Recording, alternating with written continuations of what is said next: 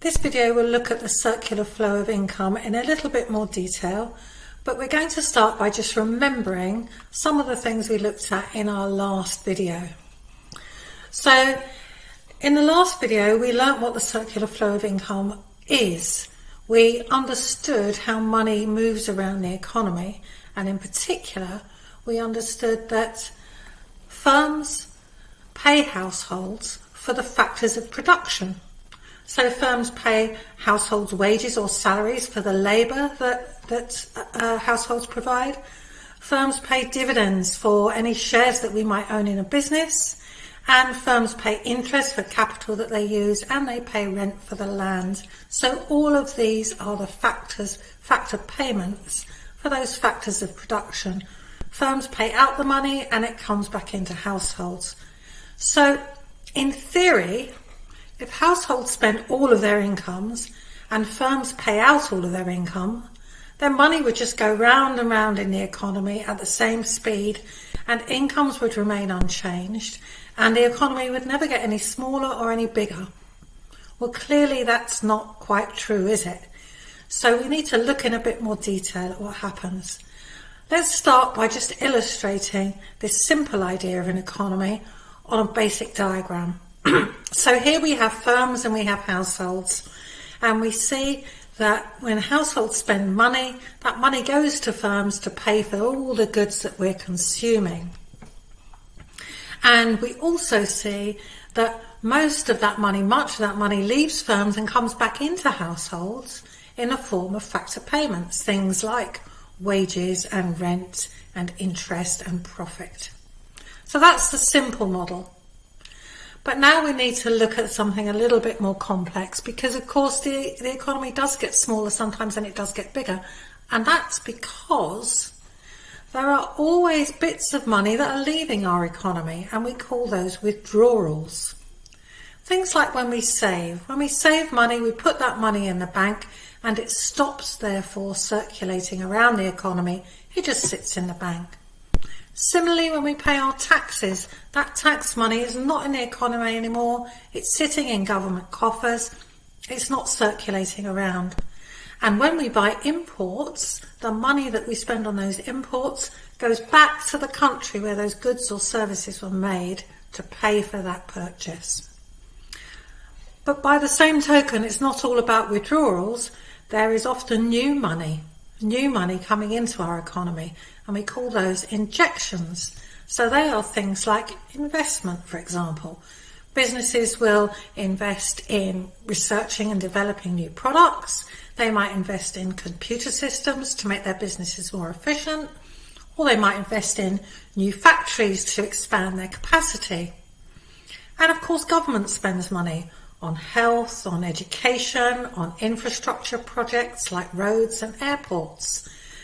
And then, of course, some of our businesses will export goods and services to other countries. And the money for those exports comes back into our economy as an injection. So a really good example of this actually is what we're all doing now. So you have spent money on buying your education. You've paid study group for your education, and that money that you've paid has come out of your economy in your country, and it's come into the UK economy as an injection. So it's a withdrawal from your economy, but an injection for us. Okay, let's again look at that on a diagram, and what we'll see on this diagram is it's not actually quite as simple as just separate withdrawals and injections either. So if we take a withdrawal like savings, I said that those savings sit in the bank and they're not in the economy anymore. And that's true to some extent. We see here that that money that we're saving is leaving the economy as a withdrawal. But of course, banks don't just sit on that money. They lend it to businesses, and businesses will often use that money to invest.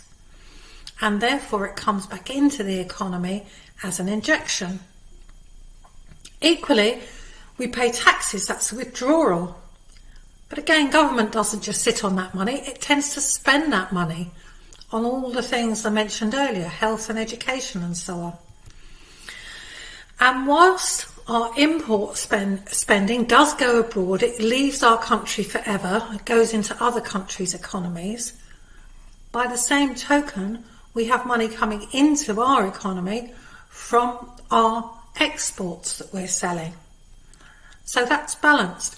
So we see here that there's money leaving our economy in the form of withdrawals, but much of that money is coming back in the form of injections. However, the amount of withdrawals is not always equal to the amount of injections. And when that happens, when there's a difference between withdrawals and injections, we then see our economy either getting smaller if withdrawals are big, or perhaps getting bigger if injections are bigger than withdrawals. So, let's take this one step further and think about this idea called aggregate demand. So that word aggregate means total. So aggregate demand is our total level of real expenditure on goods and services produced within our country in a given period of time. Now that's a familiar definition, isn't it? It's pretty much the same definition as we used for GDP. And that's because aggregate demand and GDP are pretty much the same thing. And in fact, for the purposes of this course, we can assume that aggregate demand and GDP are the same thing. And in fact, we can assume that aggregate demand and national income, which is our topic this week, and GDP are all the same thing. So, all of those things, whether we're talking about aggregate demand or GDP or national income, we're talking about the total level of real expenditure on goods and services that are produced within our country, our economy, in a given period of time. So what is aggregate demand made up of? Where does it come from? Well, we've already seen much of it going around in that circular flow of income. So the components of aggregate demand are household spending, all of that spending that we do on goods and services. But also it's investment spending by businesses. If businesses, as we said, are investing in research and development or computer systems or new retail outlets, that's all investment spending. It's spending in the economy. So that's part of aggregate demand. And government spending is part of aggregate demand as well, as is the money that we get in our country from our exports. However, we have to take into account the fact that some money leaves our economy to go to other countries' economies to pay for our imports. So if we're thinking about how to calculate aggregate demand, we're going to add together